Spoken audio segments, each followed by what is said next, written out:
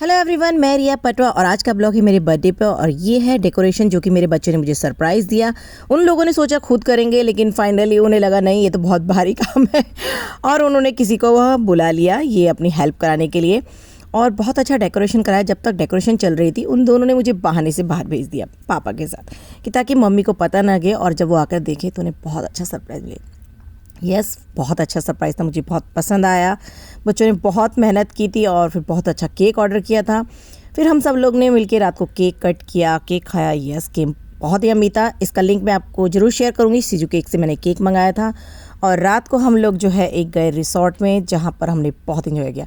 और फाइनली इतना डेकोरेशन था तो सोचा मैंने एक रील भी बना लिया, जो मैंने इंस्टाग्राम पर पोस्ट भी कर दिया है।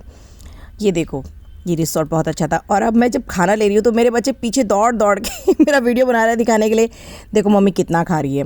अब बर्थडे है तो यार खाना तो बनता ही है तो देखो, जहाँ भी मैं जाती थी ना काउंटर पे लेने के लिए, फटाफट मेरे पीछे कैमरा लेके आ जाते थे और तो बस अब मैंने सबके साथ फ़ोटो क्लिक किया, सबको थैंक यू बोला, मेरे बेटा बेटी सबको। और फाइनली ये ब्लॉग बन गया।